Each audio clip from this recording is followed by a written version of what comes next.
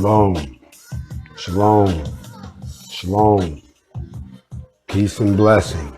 God bless you. Assalamu alaikum, and every other greeting that man has devised when someone comes into their presence. I bid you a good evening. Welcome to Facts Over Feelings. We are off the ground and out the gate. If you have been waiting, the wait is over. Pen and paper in hand, mind wide open, ready to receive some knowledge that's been hidden from you all these years. You know, sooner or later, somebody was going to get pissed and tell everybody the truth. Sooner or later, somebody wasn't going to go along with the problems and the deception, and they was going to see their people suffering and get to the point where somebody got to go out there and tell them the truth. The questions that they refuse to answer, the things that pop up in everybody's mind up and down your road. This is the time where we all get together and collectively as a people figure out what's going on so that we can prepare for what needs to go on so that we can get on with our elevation as a people, as a race, and for you spiritually as an individual. Some people don't know how to take facts over feeling. Some people think that what we're here to do is to just talk about mess. We don't do that. Some people think that we're here just to dig around and pretend like we know something that they don't, when the fact of the matter is we're all learning something that has been hidden away from us that actually affects not only what you can't see, but what you're seeing right now. I am the conductor.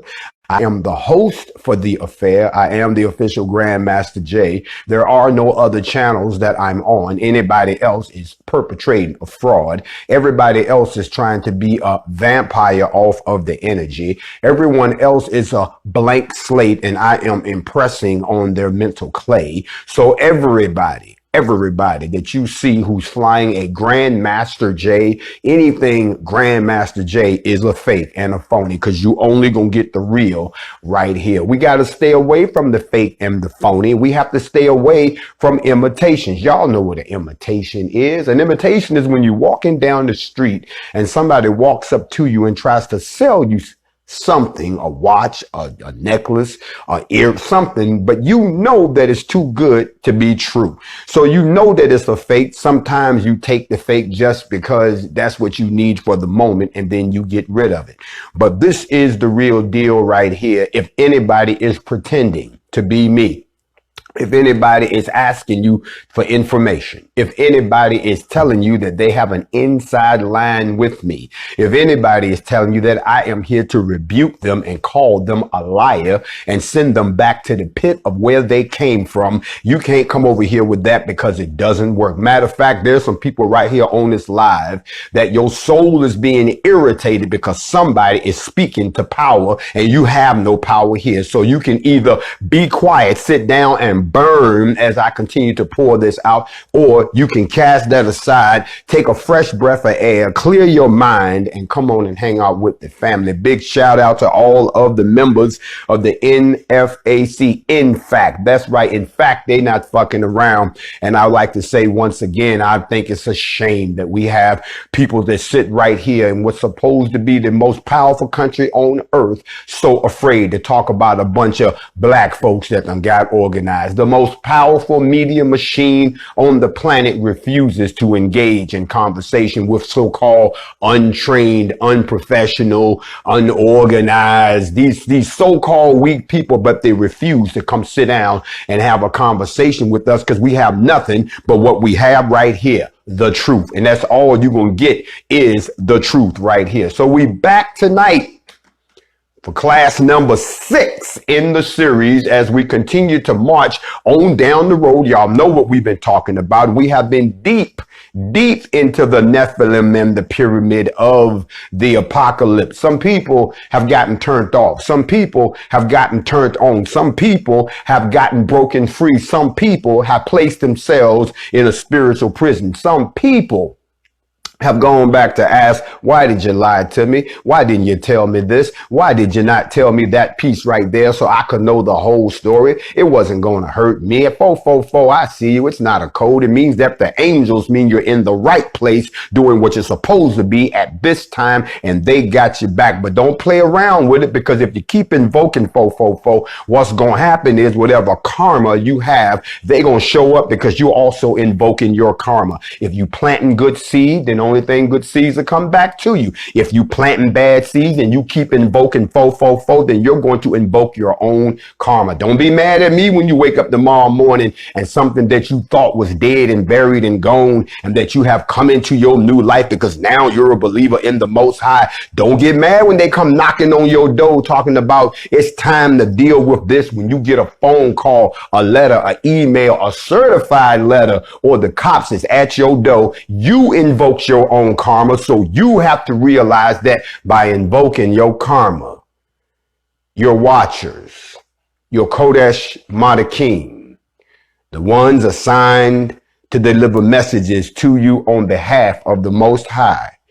will come and let you know we're only here to guard you in spirit. We are not here to guard you from the physicalities of this place. This place doesn't belong to us, and it don't belong to you. You are a student in its classroom. So be careful when you push those buttons, because if you do, you will invoke your own karma. Now that I've gotten that out the way, listening to the advice of a lot of people who have called me up that are deep in these lessons, it has been the students who have let me know. They said, teacher, we are eating what you are saying, but there are some people in the classroom that's choking on the word. Let me say it again. We are eating what you are laying down, the buffet you are preparing for us. We trying to get into it. We trying to savor the flavor. We trying to dissect the morsels, but we got some people who are in here that either their throat's too small, or their mouth ain't shaped right, or they ain't talking right, and they're choking on what you teaching. So sis, this is not milk and cereal. This is steak and potatoes. If you still on that, I just can't figure it out, and you on the fence, and he trying to shadow my, you all in your emotions, you need to go and check out now. I need the numbers to go down. I don't even need to see the 300-400 that made it up in here. Should only be about 200 real believers up in here, because the rest of y'all are perpetrating the fraud. The same way you perpetrating fake Instagram pages, you perpetrating fake Twitter pages, you perpetrating fake YouTube channel, you perpetrating. So don't try to come up in here and get real with the real people. You need to go ahead and check out now, because you might find out, like the rest of us have found out, that you've been lied to, and that they playing you like a deck of cards, and you still silly enough to sit there and be proud of being stupid. That's the thing that blows my mind. You ever talk to somebody that's loud and wrong, and you know for a fact they wrong, but they loud and they proud, and they not just going, as they say, to hell. They going to hell with gasoline draws on. They on their way straight through the door. We done got time for y'all. So tonight, here in chapter session number 6 of the Nephilim and the pyramid of the apocalypse, tonight we're going to talk from the topic of let the fakes be fake. Let the fakes be fake. That's our topic tonight. Let the fakes be fake. Because if we don't let the fakes be fake, we'll never know who the real is. You see, you can be fake all day long until the real thing shows up. You can lie about, you can perform miracles. You can tell people you can read the future. You can tell people that you can look at them and tell what's on their mind. You can look at people and say, you just gonna be like your daddy. You just gonna be like your mama. You can look at people and say all those things until the real deal comes along. Until somebody comes along who does have the gift of discernment. Until someone does come along who can look at you and actually be correct, because they're not speaking from themselves. They're speaking from a gift that was given to them by the Most High, and it's never wrong. The problem with that is there's a whole lot of fakers out there. People always want to talk about who's fake.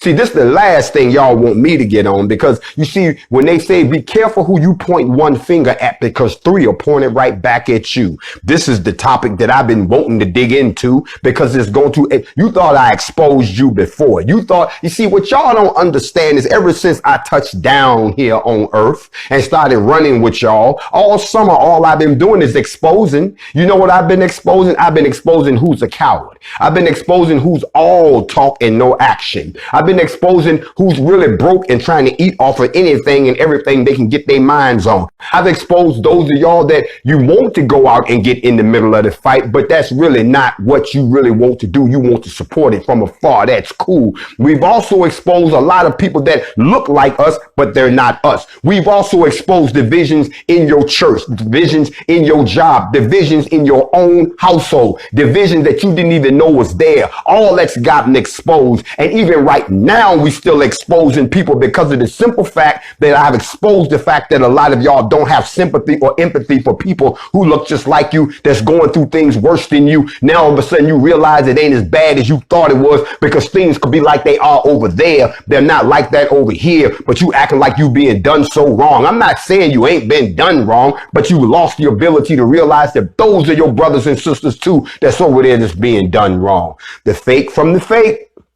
We're going to have to expose them. Before I start to expose the fake that I came to expose, I need to deal with two things real quick. Now, let's make sure, I'm going to go through this real quick because people keep asking me before I dig into this. It's a few books you should have by now if you're this far in the course. And I know you probably don't have them again, so I'm going to go through them real quick. If you don't have this book right here by now, you need to have the Lost Book of Inky.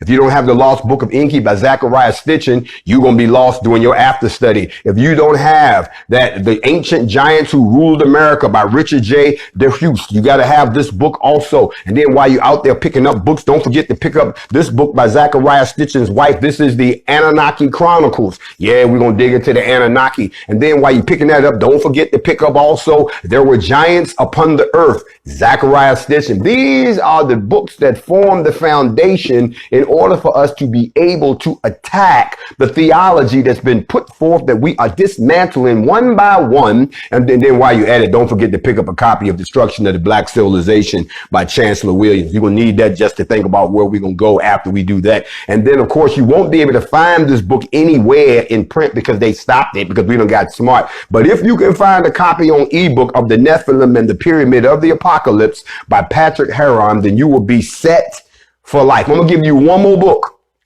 And I haven't given you this one before. This is by Juan Williams. You need to have this book. The name of this book is Enough.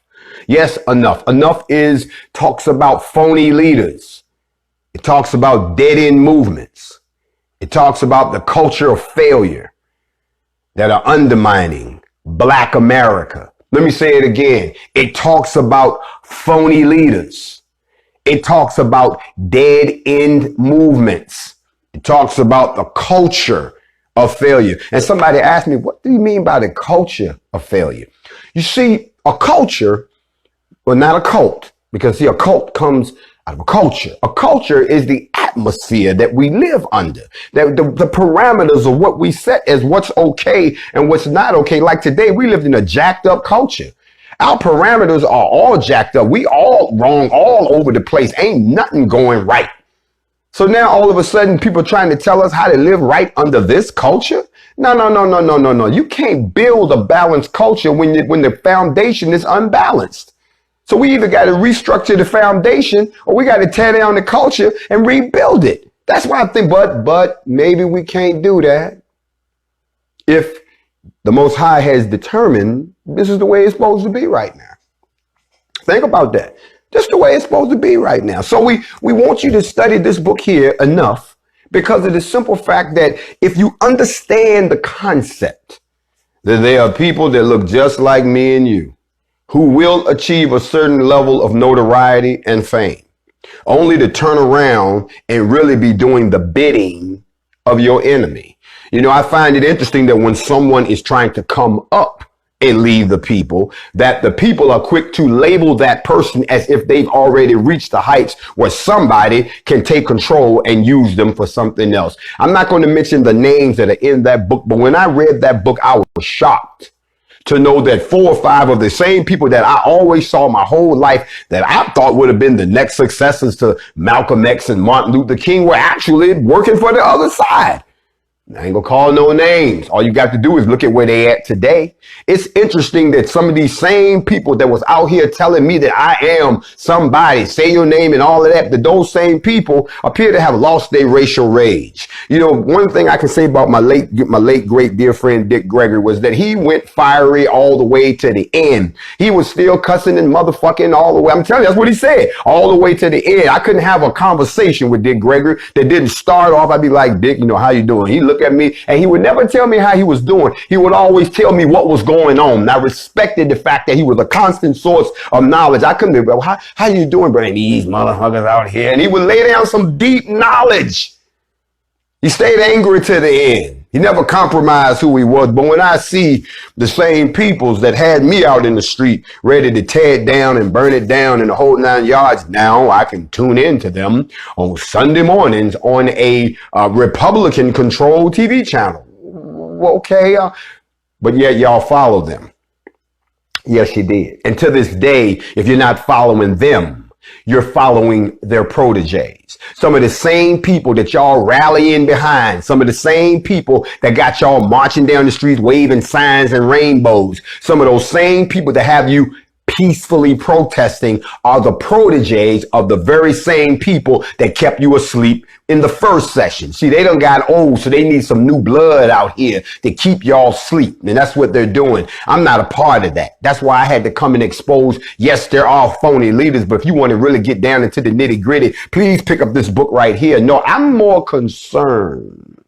And where we're going to start off tonight, we're going to dive right in here, is I need to deal with 2 issues, and this goes directly to where we are in our studies. We've already determined the who, the what, the where, the when, and the why. We've even talked about how we got split and put back together as the tribes. We've already identified the correlation between what you see and what you can't see and what the link is right in front of your face. We've talked about the Nephilim and where they lived, and we talked about the descendants of the 12 tribes and where they were scattered to before being scattered to the 4 portions of the earth. The same way we've clarified for you that there was not one instance of the Nephilim, there was 2. They before the flood and after the flood. And we even got into some of the bloodlines, and then we talked about the birth of Mesopotamia and Sumer, which then grows you into the civilizations that would then come out of Ethiopia and form Egypt and all the other places. Not to say that people wasn't living in other places around the globe, because they were, but where all the action was. Where all of the significant actions that affect us to this day happened in this particular area. So I found it kind of hard to believe when people started telling me, they said, well, Jay, they said, well, what are you going to do about the false one? I said, what do you mean? So I said, well, you know, let me go take a look at that. Because there's a possibility that that could be going on up in here tonight. So we're going to examine that. So the first thing that we have to understand is that we are all of us, me, you, everyone, we're caught up in some drama that we had nothing to do with. We inherited some drama.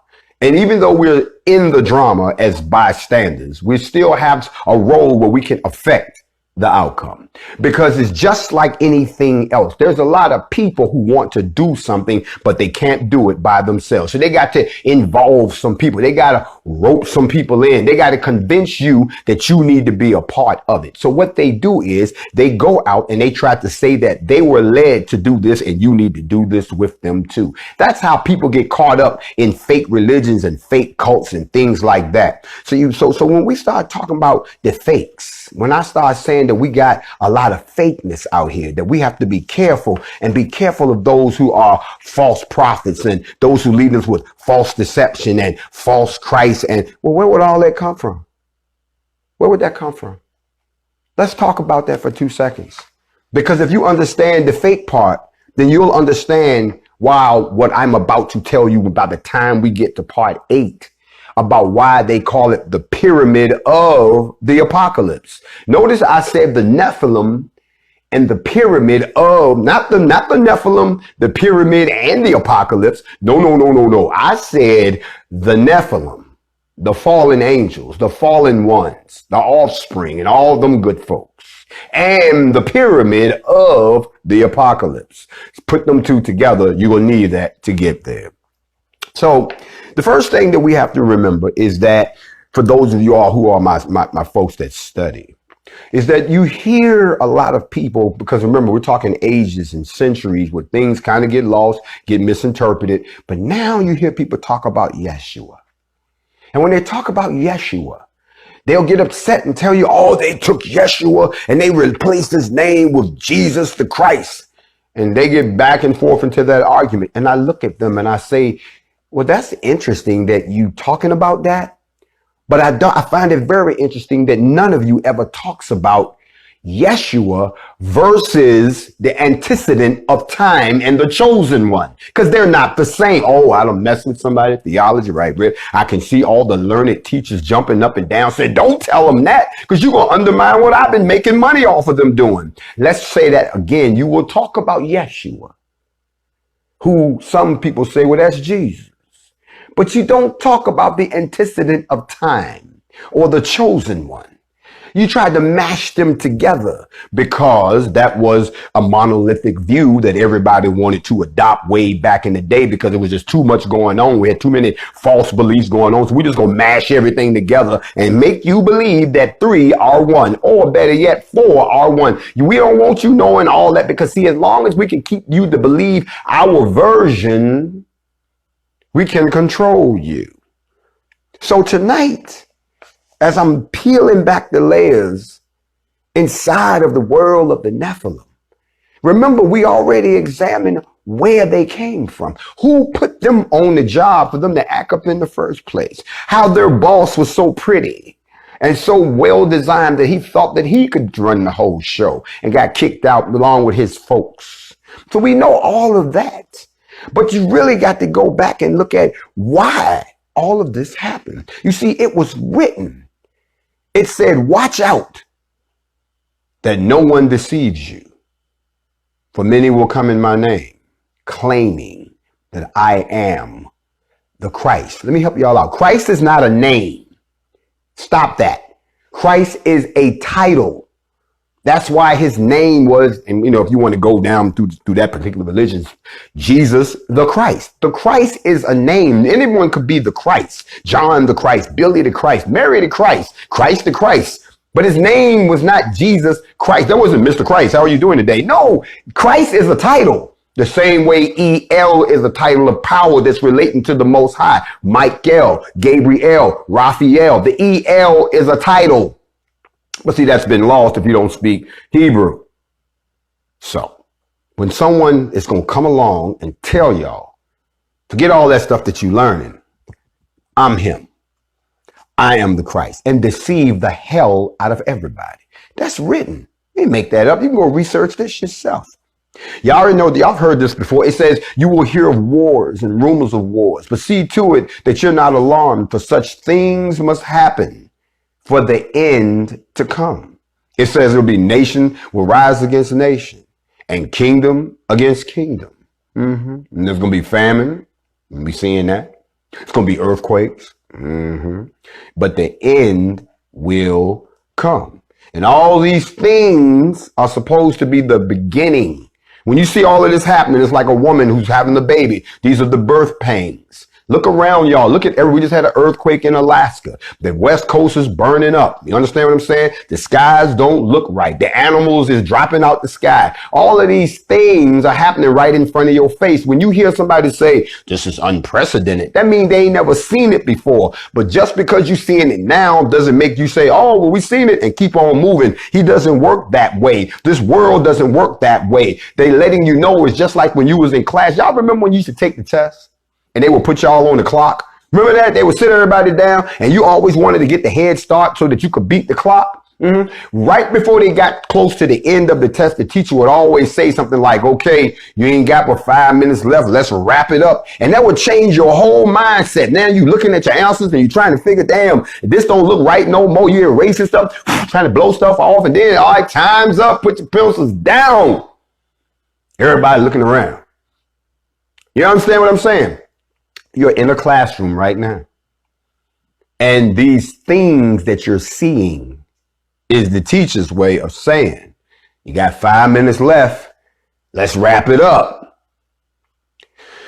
It goes on to say that it is written at that time that many will turn away from the faith. Now, I don't know what your faith is. I'm not here. Let me explain something to a lot of people who are confused because they're in a box on earth. You believe that the box you're in is the only way to believe. Y'all believe that that's the only way that you should worship. So you condemn other people, even though you're all worshiping in spirit the same creator, but you are in a box. So if someone is not in your box, there's something wrong. Here's where you run up against prophecy. What do you do when you're faced with someone who's not in any one of those boxes? Because all those boxes are in the box that they're in. Every religion, every belief is encompassed by one creator, by one belief. So when you run across somebody who says, I ain't got no problem with your faith, your faith, your faith, your faith, or your faith, because all y'all faith is inside of my faith. And my faith is a direct connection to the Most High. So you can't come to me talking about, well, you can't say that because you're not one of us. Well, you can't say that because you don't practice like we do. Y'all don't even see what you've done. He scattered you with speech. He scattered you with them. He scattered you from the Tower of Babel. He scattered you. You developed your own language, developed your own belief system, developed your own culture, and now you're so dead set in it that you can't even realize that you're still running around screwed up. So now that it's time to put everybody back together, you got some of the most intelligent people on earth who are too stupid to realize that you are a part of a bigger picture. But that's one of the reasons I came to teach, isn't it? So I'm glad that a lot of y'all have realized that that's what we're here for, because the increase of wickedness and the love of most will grow cold. They said that that's what's going to happen. What I'm going to do now is I'm going to go back and I'm going to break down a few things, because what I want to talk about is one particular scripture, and it's reflected in different scriptures everywhere. And what it is y'all have heard me say this many times. When it talks about in the book of Luke, verse 25, it says there will be signs in the sun, moon, and the stars.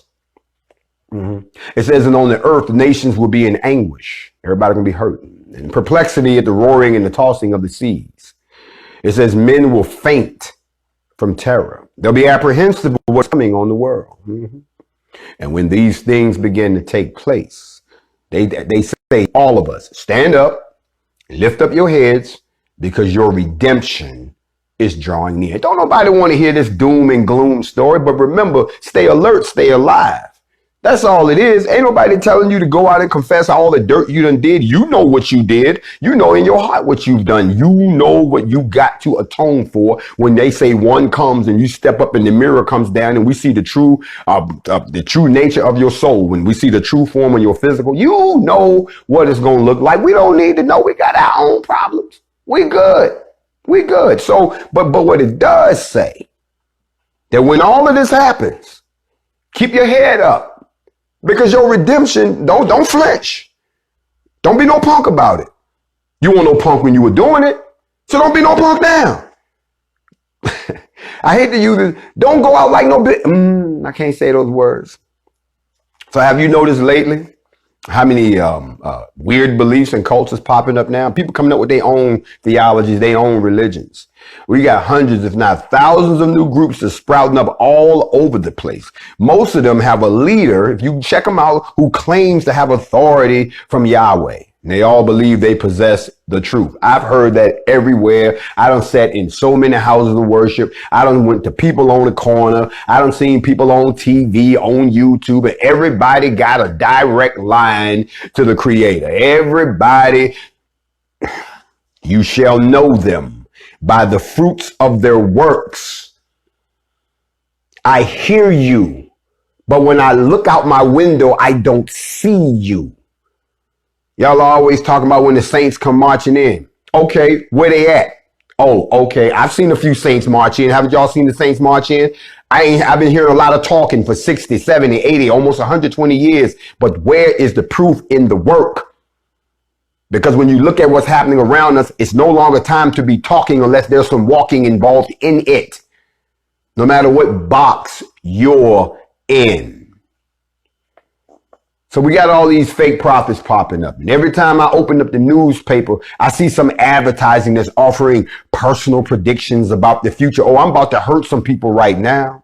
You know how you can phone into the radio station and you can tell them your personal problems, and they have some professional who's there and they're going to read some tarot cards to you, or they might deal out your situation. Y'all know what I'm talking about. 3 out of every 4 people who pick up the newspaper read their horoscopes. Y'all still reading horoscopes everywhere that there's mystic and these new age shops is popping up. You can get books, you can get information on all the occult and all this new age stuff.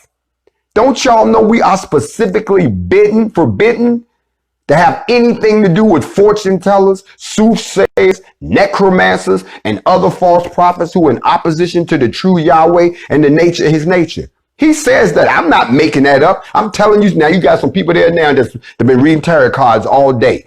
I've taught you this many times before. You learned those things from the fallen angels. You were never supposed to be practicing them. And some of y'all are making money practicing the very same thing that you were forbidden. You can go and look in the first book of Enoch with Yahweh's name restored. I'm just trying to help you out. You ain't got to believe me. Just blow me off and go ahead and do what you do. But tonight we got to deal with the fake of the fake, because the only way that you can truly eliminate what the Nephilim have done to us as a chosen people is we have to erase the behaviors that we have passed down over the generations. We are specifically forbidden to have anything to do with fortune tellers, soothsayers, necromancers, and other false prophets. That's what we're forbidden to do. It goes on even further to say that I know a whole lot of people, y'all ain't got no problem going to fortune tellers, reading your horoscope, or having your palms read. But if somebody try to tell you the truth about Yahweh, or try to tell you the truth about the messengers that's to come, or tell you the truth about the Messiah, you got a problem with that. Now just stop and think about where you got those behaviors from. See, the first thing, okay, let me break down the verse real quick. I'm gonna break it down just so that regular folk like us can get it. We don't need no mystical man standing behind the desk, passing the plate, collecting the loot. We don't got to do all that, because the truth is to be told, not sold. Okay, so the first thing let's deal with is it says that you will hear of wars and rumors of wars. Nations shall rise against nation, and kingdoms against kingdom. Okay. So y'all already paying attention to what's going on out here in the world. You know what's going on over in Africa. You see what's going on over in China. You see what they're doing up in Korea. Today they just blamed Iran for some shit they didn't do. They also blaming Afghanistan, even though that's where all the poppy fields are and all the heroin that they're all addicted to, this opioid epidemic that they acting like they don't know where the shit's coming from. Last time I checked, I didn't see no bruhs bringing no boatload over here from over there, bringing stuff over here. No, that's not what's happening. Matter of fact, didn't they just bust a big shipment of opioid shipments of pure heroin that came into Baltimore somewhere? Won't no bruhs driving that boat. But just remember what it says. It says that all over the globe, wars are breaking out and rumors of wars. Look at what's happening in Nigeria. They are on the verge of a civil war.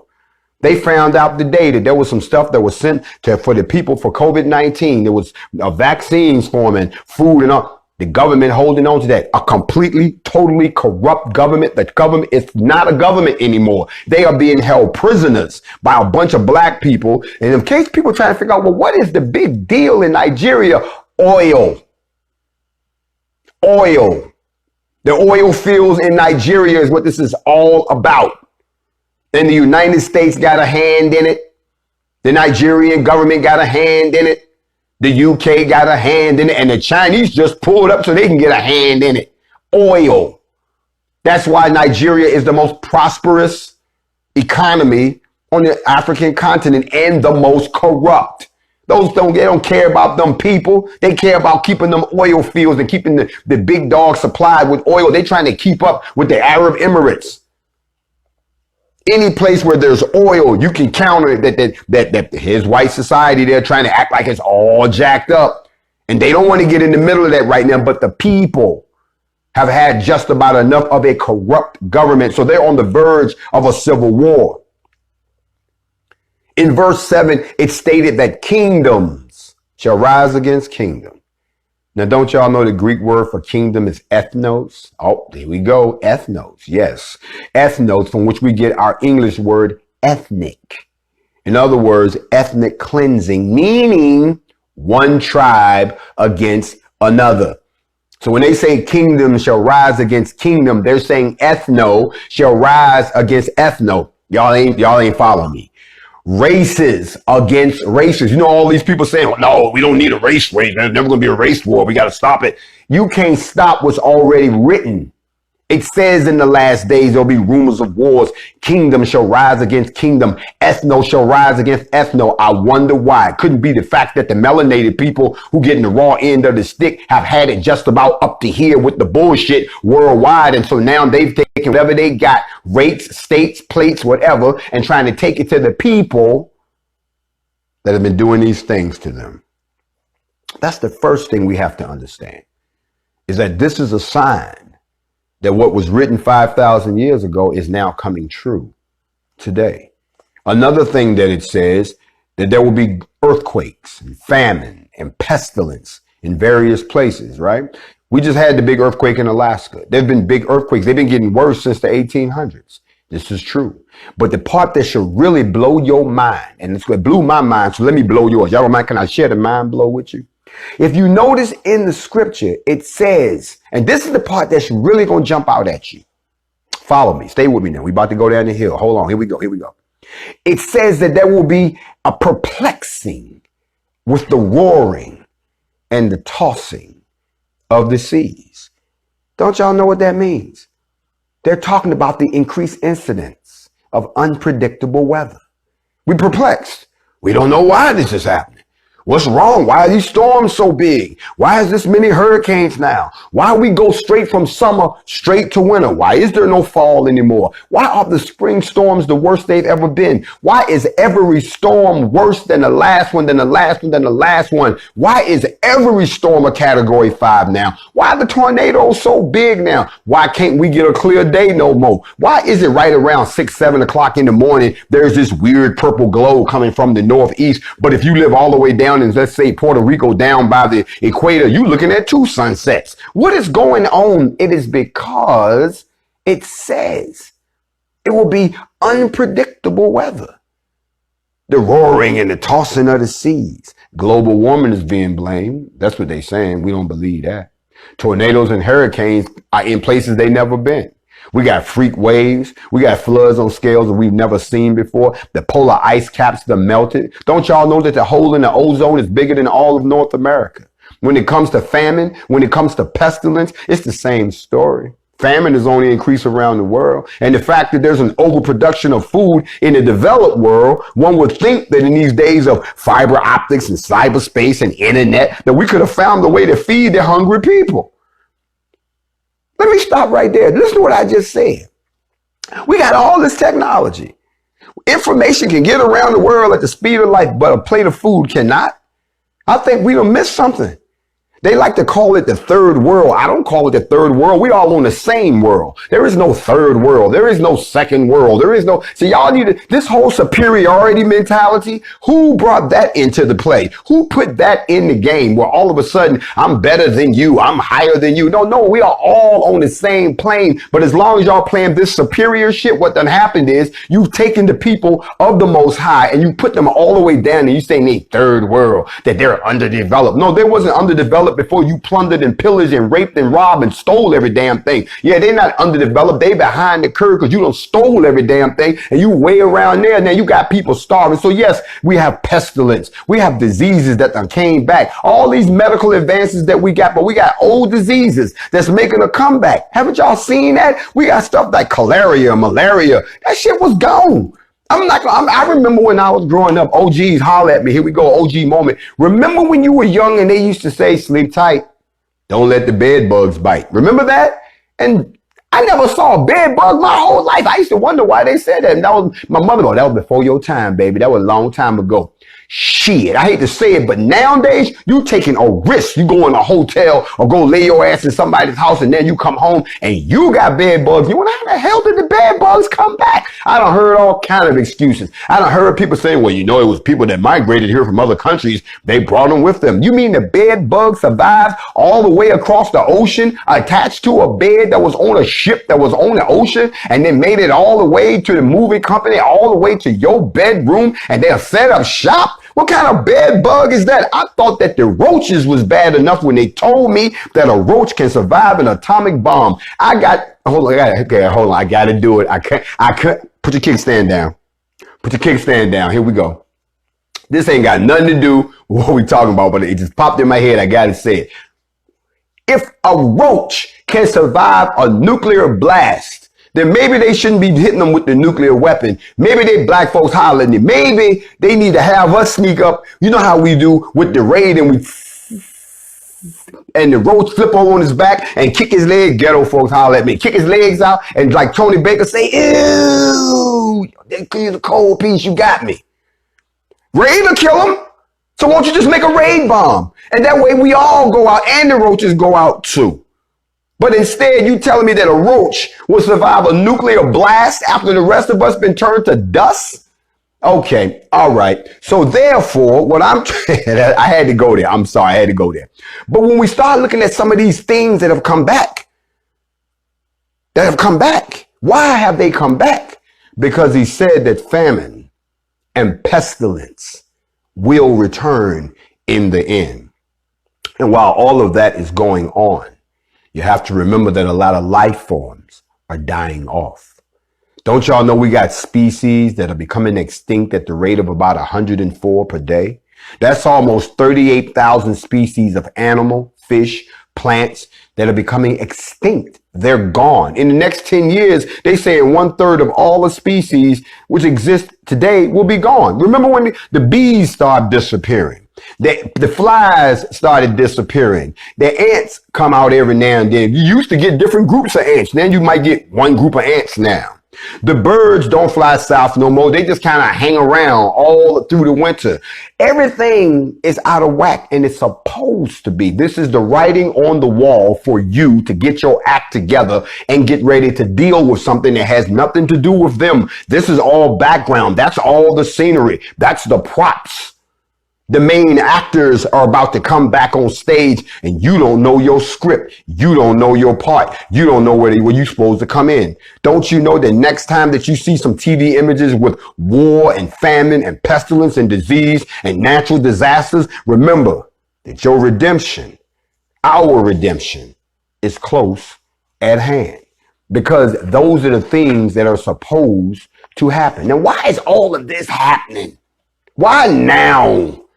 I mean, everything, we was doing good. We were chilling. Everybody was trying to get the bag. You was on your way. You found the perfect relationship. You was trying to pay off your car. And then here come this plague, shut everything down, re-alter the world, and put you in time out. And then we back out here, and all of a sudden you come out the house and you in Revelation 13, and you don't know how you got there. Let me explain to you how we got there. Okay, and why we are there and why we're going to stay there until we get this whole thing sorted out. I'm going to make it real simple for you. Yahweh had a plan, and he was enacting his plan. And everybody who was down with the coalition said they was down with the plan too. People got jobs and got positions and said, we're going to make this plan work. And they even figured out where they was going to do it at. Yeah, some things was chaotic in the universe, but once we got everything to calm down, we gonna do it right here. And the plan was coming together. And the whole time that the plan was coming together, certain people on the team liked what they saw. Certain people on the team liked what they saw so much. They liked the operation, but they didn't like the operator. They liked the way it was all laid out and how everything looked and the way that it was functioning, but they didn't like the individual that was driving the whole thing. So, you know, they started hating quietly. They didn't go to them and say they were unsatisfied. They started side-tapping people who was around. Look, if I was in charge, I'd do it this way. And there's always somebody who will sit there and listen to a person speak negatively against the person that's actually providing whatever it is y'all doing and join up with them. Now you got these sub cliques. You know what I'm saying? You own your job and your boss said, we're going to do it this way. But you got a couple of coworkers who don't agree, but they don't have the backbone to say anything to the boss. So they start telling a few coworkers, and before you know it, they having their own Bible study at home. They're not having Bible study with the rest of the congregation because they think a little different. Matter of fact, they think they know better than the person that has been chosen by the Most High to be the shepherd of the word of your soul. They think they know better. So what do? They meet in secret. And then what they try to do is recruit more people to come in, because in their sick mind, they actually believe that they can go against what has been ordained by the Creator, and that they can run up on the chosen one. We're going to get to him in a minute. The chosen one, and say, we don't want you no more. We want what you built. We want what you've done. We'll take it from here, without realizing that if you had the license to drive the car, he would have given you the keys in the first place. No, what you're going to do is commit grand theft auto because you don't know how to drive it correctly. You weren't licensed for it, and you're going to wreck the whole operation, and everybody will be back to square one, and now you ain't got no goddamn credit. So that's why we're in the situation that we're in right now, because somebody did that, and they pulled that in seventh heaven, 4, 5, 6, 3, 2, 1 down here on earth right now. And now you caught up in the middle of the drama because the individual and his crew that tried to run things when they didn't know that the boss had everything under control. Not only did they find out that, no, you're not going to take over, you are not going to be the one, but you got to get the hell up out of here before I obliterate you altogether. Matter of fact, let me tell you, you got to get out of here so badly that I'm going to tell you how it's going to end. And ain't a damn thing you can do about it. Yeah, I'm going to send you down there. You're going to sit your ass down there until I'm done. And then when I'm ready to deal with all of these souls that I'm working with right now, I'm going to take care of their ass and your ass at the same time. And ain't a damn thing you can do about it. Well, as we all know, the individual that he was talking to, he said, well, I'll be goddamn if I'm going to sit down and take this shit laying down. I was your boy 5 minutes ago. I was your dude. I was the one. You made me this way. I woke up beautiful like this. How in the hell you gonna tell me that I'm not fit enough after you done pump me up, after you done gas me up? Come on, y'all. We gonna go down there and we gonna shake shit up. So what did they do? They came down here to the earth and they said, look at this shit. Look what's going on. All perfect and shit, and everybody worshiping. You know what? I know exactly what we gonna do. We're gonna disrupt the whole plan. What do you mean? Well, they're flesh, right? Mm-hmm. Which means you can make things out of flesh. Yes, you can. Mm-hmm. Let's have a little fun, gentlemen. And that's exactly what they were going to do. Here's why. And I'm teaching somebody some deep stuff right now. You have all heard the scripture where he says that he's going to bruise the head and that he will impede the seed of the woman. It will crush the head of the serpent. Y'all not hearing it. Let me give it to you in plain English. What he's saying to them is, the seed that I'm going to plant today is going to grow something 5,000 years from now, that when it shows up, that's your ass. And you know that. So because of that, him knowing that that was going to happen, we got to fix that.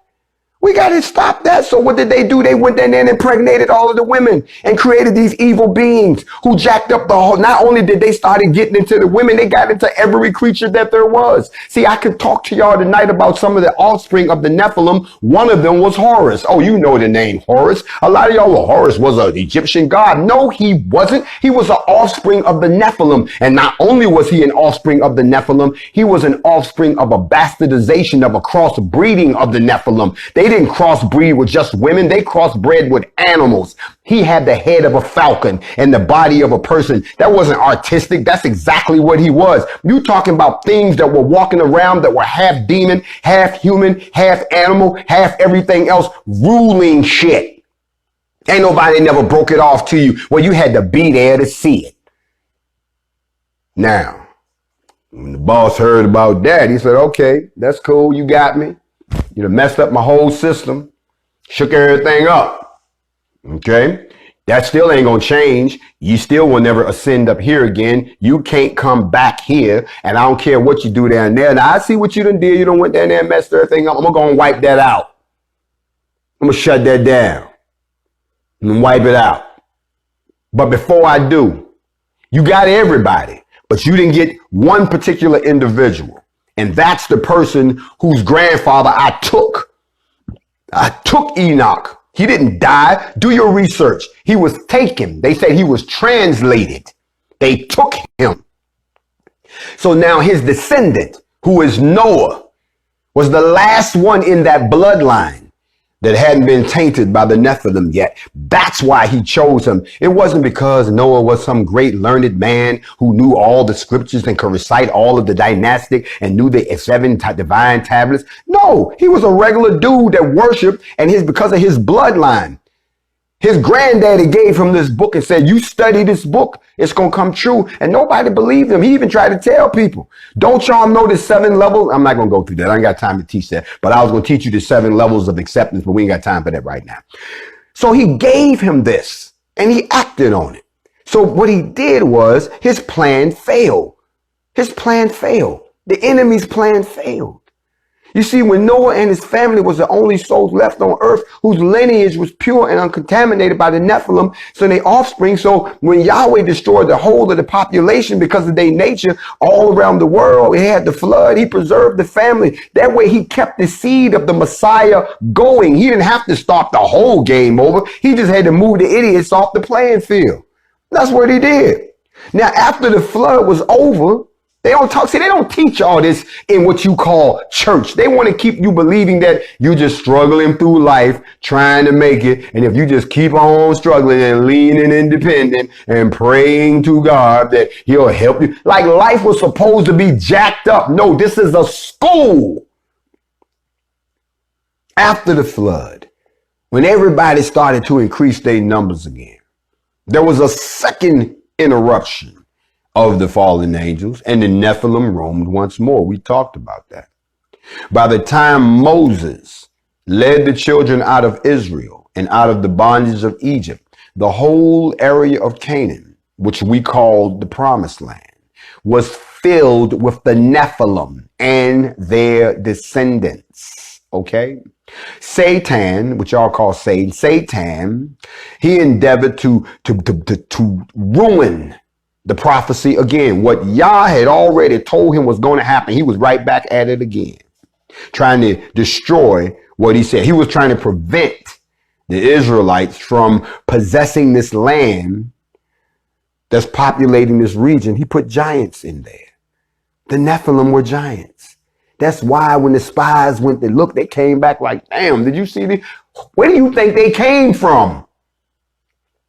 They're not going to tell you this, but his scheme failed when Joshua and his army. Here we go.